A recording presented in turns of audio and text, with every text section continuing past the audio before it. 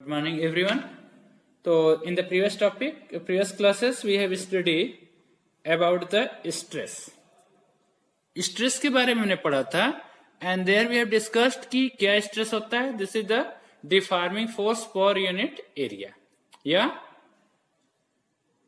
that calculation के लिए हमने डिफॉर्मिंग फोर्स ही लिया था या एक्सटर्नल फोर्स या अप्लाइड फोर्स पर यूनिट एरिया और उसके हमने टाइप्स को देख लिया था. There we have discussed tensile stress हमने पढ़ा था, कंप्रेशनल स्ट्रेस देखा था, हाइड्रोस्टैटिक स्ट्रेस एंड टेंजेंशियल और shearing stress we have discussed. Our next topic is strain. This is very important topic. Strain is what. चलिए पहले इसको समझते हैं कि what is the meaning of strain. We know that if we apply the deforming force on a body, so what will happen? There will be a change in its shape and size of the body. किसी भी body पे अगर हम deforming force apply करेंगे means the force which has tendency to change या deform the shape and size of the body. तो what will happen? The shape and size of the body will changed. This ratio strain क्या है? It is the ratio of change in shape or size or in any dimension. उसकी area में change हो सकता है, उसकी length में change हो सकता है, their volume will be changed. तो उसकी किसी भी डायमेंशन में, ये general word we are talking about, particular हम बात करेंगे अभी, बट हमारा जो general change in the dimension means we are talking about the general word. मतलब हमारा लेंथ में भी चेंज हो सकता है, एरिया में चेंज हो सकता है, वॉल्यूम में चेंज हो सकता है. तो this change in dimensions in the body due to the original dimensions of the body is known as the strain. वो समझ में आया कि स्ट्रेन क्या है? ये एक रेशियो है किसका? Change in dimensions of a body to the original dimensions of the body. तो इसको हम लिख लेते हैं. What is the meaning of a strain? तो क्या होता है? Strain is the, it may be define, या इसको लिख सकते हैं कि strain is the ratio of change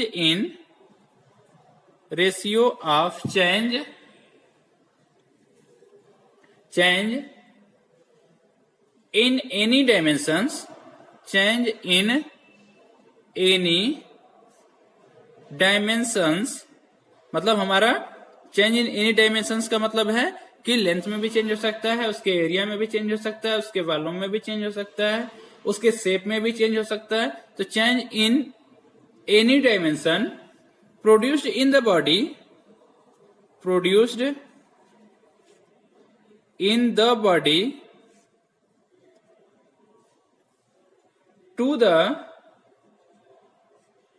the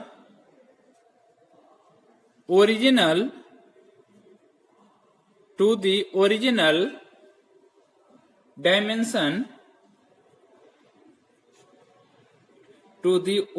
dimension,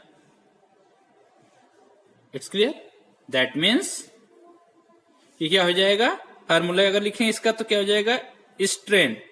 और एक चीज और आप ध्यान रखिएगा, स्ट्रेन के भी कोई सिंबल नहीं होता है, only we are writing with the name. तो स्ट्रेन इज इक्वल टू क्या होता है? Change in dimension. Change in, ये जनरल हम बात कर रहे हैं, चेंज इन डायमेंशन. और किसका किसका रेशियो है? Change in dimension upon original dimension. ठीक, change in dimension upon original dimension. अब ये देखिए इसमें क्या है? This is the ratio of two changes, change in dimension upon original dimension, so that it has no unit. Clear? तो since, इसको हम नोट कर सकते हैं, since it is the ratio of same quantity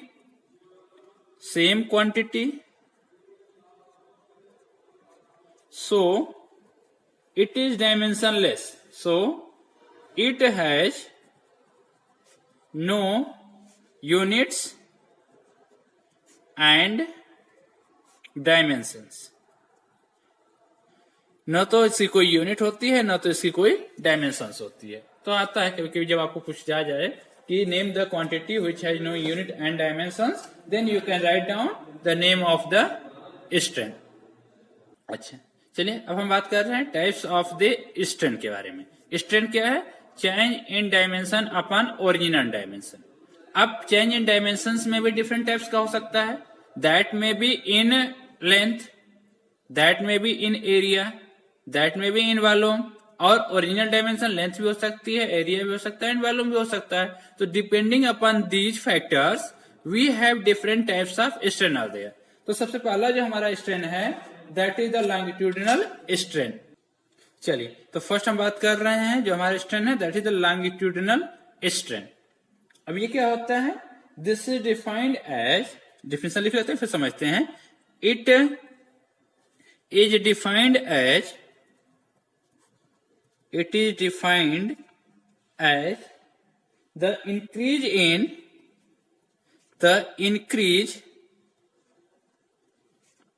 in length, मतलब change in length, मतलब increase in length to the या per unit original length। अगर लेंथ से रिलेटेड स्ट्रेन है तो उसको हम क्या बोलते हैं? Longitudinal strain. Means when a body is deformed, when the body is deformed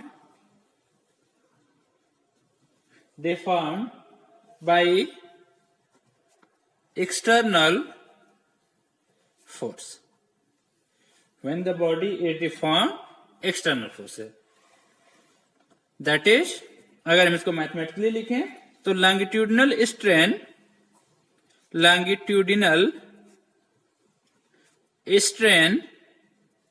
will be equal to what is the change in length,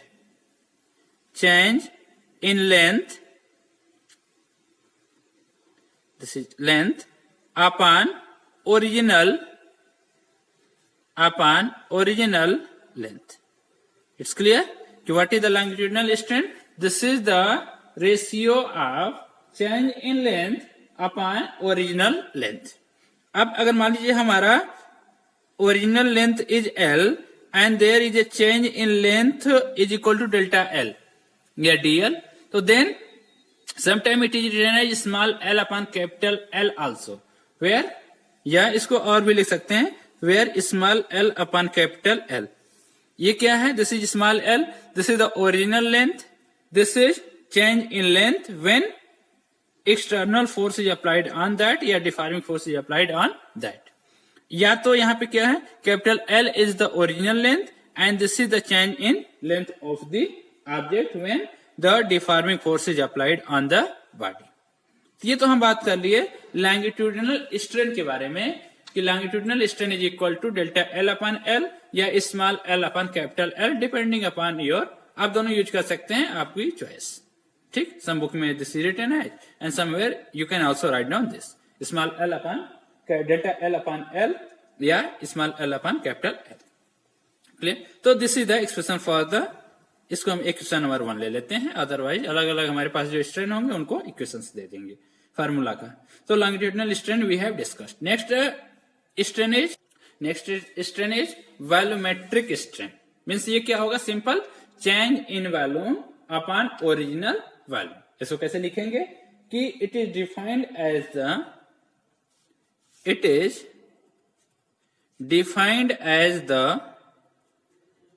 defined as the change in volume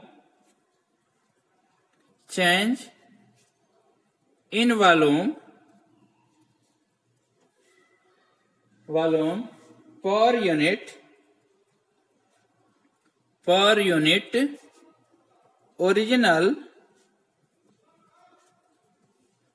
unit original volume when the when the body is deformed by external forces. That is, इसका formula लिख लेते हैं. Volumetric strain is equal to what is there? Change in volume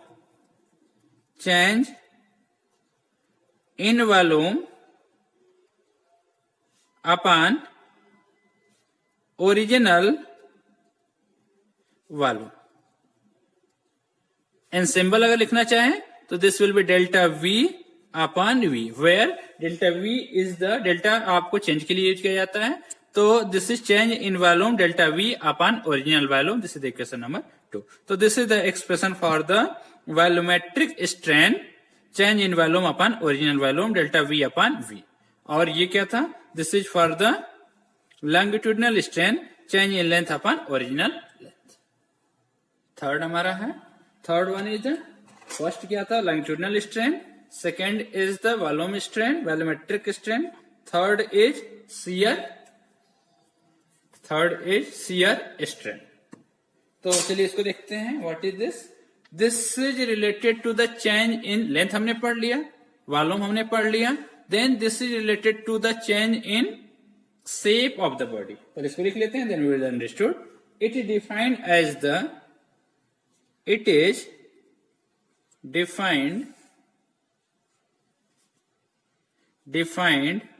as the angle theta in radian. समझ लेते हैं, अभी पहले लिख लेते हैं. In radian through which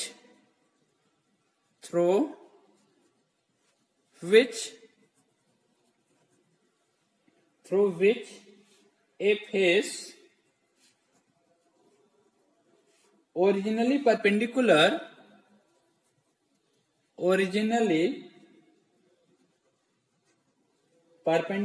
to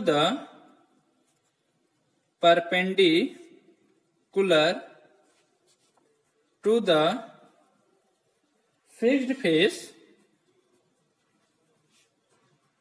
fixed face gets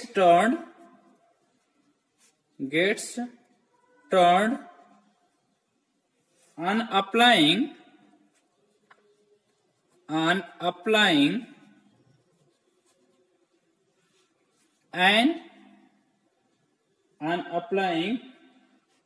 a tangential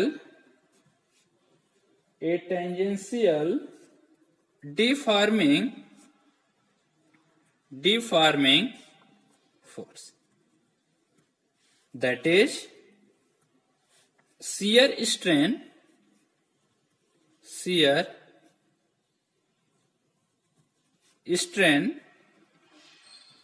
is equal to theta, or for small change theta can be written as tan theta. ये आप मैथ्स में पढ़ेंगे कि अगर स्मॉल चेंज होता है तो tan थीटा हम लिख सकते हैं फॉर ए थीटा. और इसका फॉर्मूला क्या होगा? Relative displacement. अभी इसको हम और फिगर से क्लियर हो जाएगा. Relative displacement, this is relative displacement between two parallel planes divided by distance between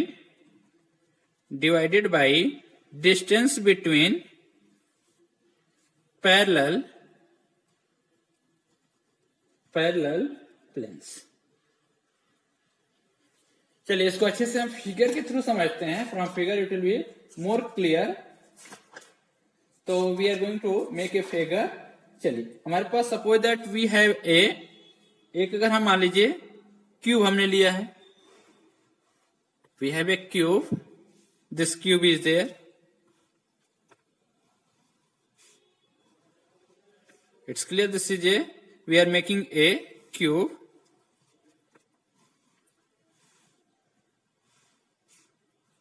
Okay. Now what we have to do? We have to apply a force on this surface. Along this tangential, along this surface, ऊपर के surface पे, this is the ये bottom हो गया, this is the top. तो हम top पे force apply कर रहे हैं by keeping the bottom as a fix.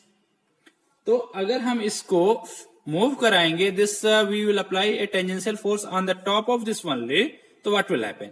This will slightly move in this direction, in the direction of this force. So what shape we will get? We will get this way. This will change like this. ये हमारा क्या हो जाएगा?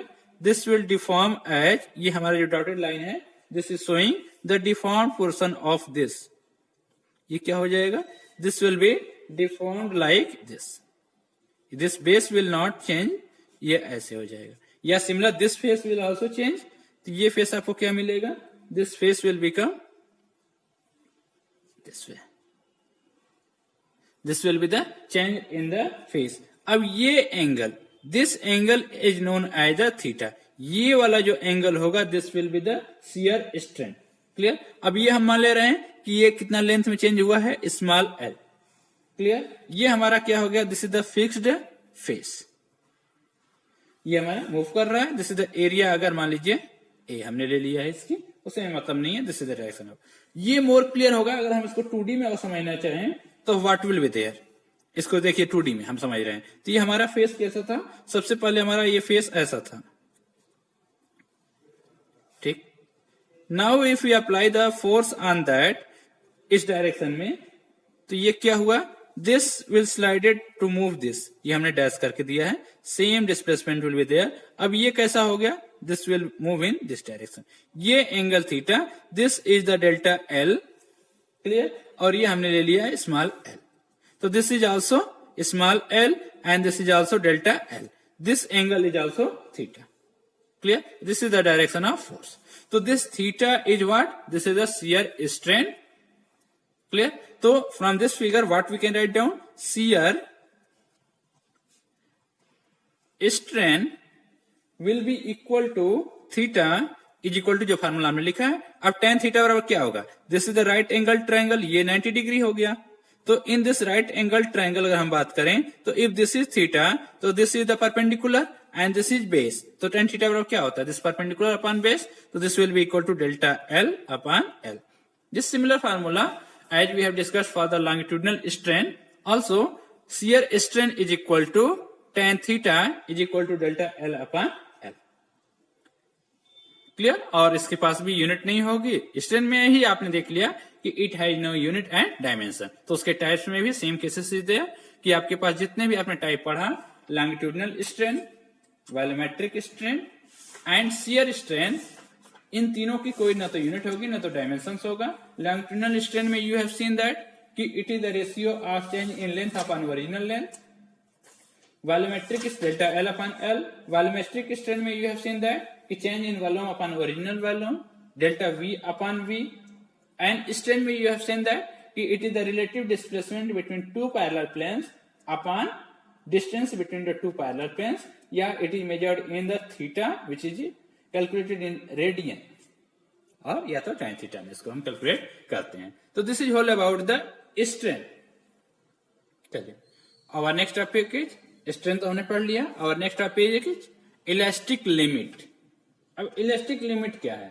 You see that कि if we apply the deforming force on the body, तो what will happen? The shape of the body या size of the body will change. It's clear, no problem. But if we remove the deforming force, so it regain its shape and size. अब it is not true for each and every deforming forces. एक हमारे पास deforming force की या जो हम external force apply कर रहे हैं ऑन द बॉडी, उसकी एक लिमिट है up to which the body has this property.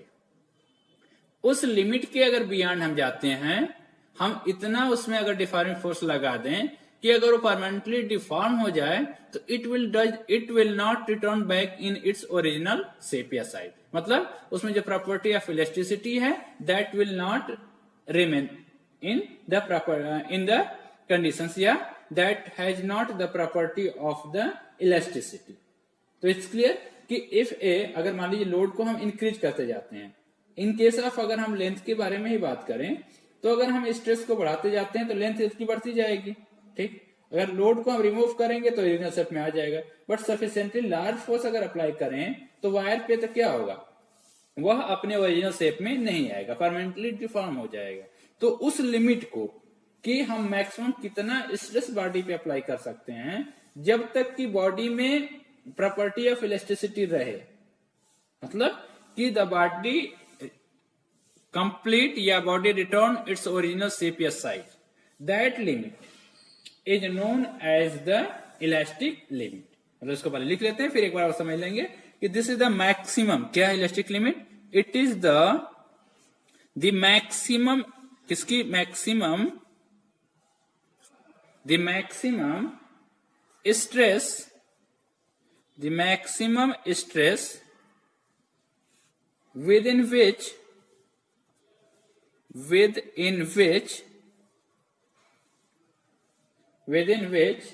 the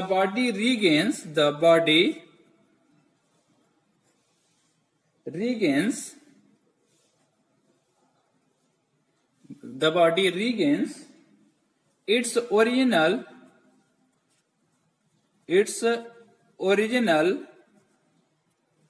size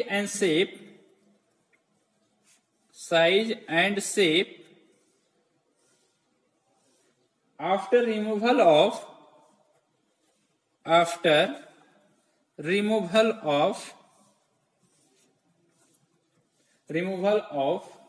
deforming force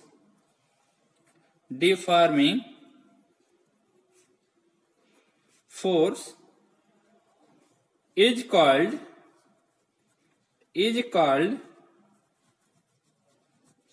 elastic limit, is called elastic limit।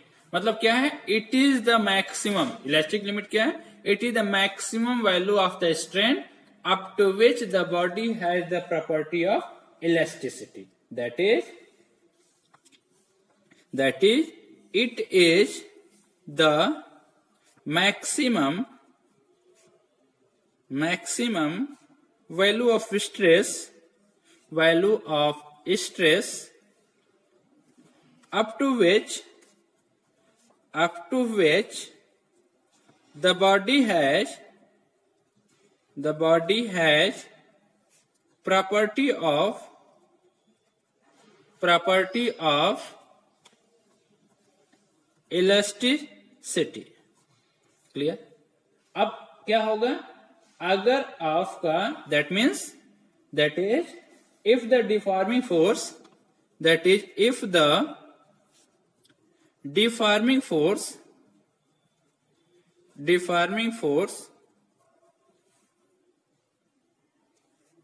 Exceed, मतलब इससे ज्यादा हो जाए, exceeds the elastic limit, then the body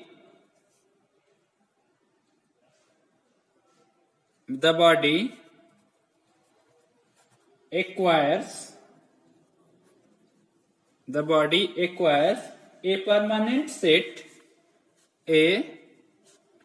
permanent set और deformation, इसको बोलते हैं deformation, and is said to be over strained. Clear. तो इससे आपको मतलब ये समझ में आ गया कि what is the meaning of over strained. Over strained means अगर आपका stress beyond the elastic limit अगर हो जाता है तो बॉडी क्या हो जाएगी, that will come in the permanent set, या डिफॉर्म हो जाएगी, डिफॉर्मेशन हो जाएगा बॉडी में, एंड उस स्थिति को हम बोलते हैं that condition is known as the over strained. चलिए नेक्स्ट देखते हैं। Next our topic is Hooke's law. What is the meaning of Hooke's law, पहले इसको समझते हैं। हुक्स लॉ इज व्हाट, इसमें हम देखते हैं कि हुक्स ने क्या कहा था, it is the experimental observation Hooke's ने देखा था, he has applied a different stress on a body, ठीक, डिफरेंट टाइप्स ऑफ स्ट्रेन उन्होंने बॉडी पे अप्लाइड किया एंड ही सा that the effect of that load applied या दैट स्ट्रेस अप्लाई, और उन्होंने एक स्टेटमेंट निकाला अकॉर्डिंग टू हुक्स लॉ। पहले ये था from according to Hooke's law, this is the previous statement, according to Hooke's law, अभी मॉडिफिकेशन इसमें आया था, तो पहला हम स्टेटमेंट देते हैं according to Hooke's law.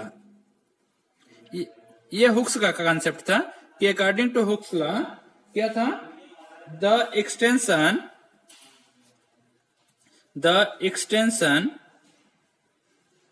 produced in a wire, the extension produced in a wire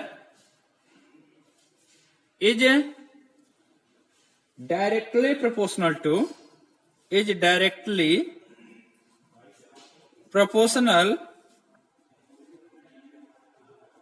the load applied। ये इनका कॉन्सेप्ट था and this is based on the experimental observation. उन्होंने डिफरेंट लोड अप्लाइड किया किसी भी वायर पे एंड ही सा that the कि what is the extension produced in the wire, clear. तो उनका ये ऑब्जर्वेशन था कि जो एक्सटेंशन प्रोड्यूस हो रहा है that is directly proportional to the load applied. But Thomas ने इसके बाद देखा, this is the Hooke's observation, then after some time sometimes किसका ऑब्जर्वेशन, थॉमस ऑब्जर्वेशन ही दिया, थॉमस यंग ऑब्जर्वेशन क्या था इसका, इनका ऑब्जर्वेशन ये था कि the strain is proportional to, ही सा दैट कि द स्ट्रेन आपने पढ़ लिया है, the strain is proportional to the stress, strain is proportional to the extension of the wire and stress is proportional to the load applied. ये देखिए, this is the observation of the Young's का observation ये था कि strain किसके proportional है, extension in the wire, और stress किसके प्रोपोर्शनल है, load applied on the wire. तो ये दोनों कॉन्सेप्ट किसका था, अप्लाइड लोड का और दिस इज द एक्सटेंशन का, this is the concept of the Hooke's. तो इसी को मॉडिफाइड किया यंग्स ने, क्या किया, जो हुक्स का कॉन्सेप्ट था that is modified by the Young's, और वो फाइनल आया that is known as the Hooke's law. Means हमें जो आपको एग्जाम में लिखना है that you have to write down following one, जो वही हम लिख रहे हैं, दिस मॉडिफिकेशन फ्रॉम विच, ये क्या होता है, which is generalize, therefore this Hooke's law is generalized, इसको जनरल फॉर्म में लिखा, generalized by Young's and stated as general form of the Hooke's law, general forms of Hooke's law, जो कि आपको एग्जाम में ये लिखना है, Hooke's law क्या था statement, that statement is following कि विद इन इलास्टिक लिमिट, ये वर्ड इंपॉर्टेंट है, with in elastic limit, with in elastic limit, this is the keyword. अगर आप ये नहीं लिखते हैं तो you will get the 0 marks, ये इंपॉर्टेंट है। With in elastic limit the stress is directly proportional to the strain. Strain is directly proportional to the strain. That is within elastic limit क्या होगा, stress is proportional to strain. Clear? या इसी को हम लिखते हैं कि stress is equal to some constant. ये क्या है? Constant of proportionality into strain. Clear? That means stress upon strain is equal to constant. Clear? This constant क्या है? which is constant of proportionality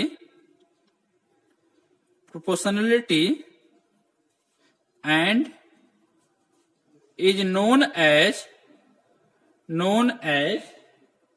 modulus of elasticity,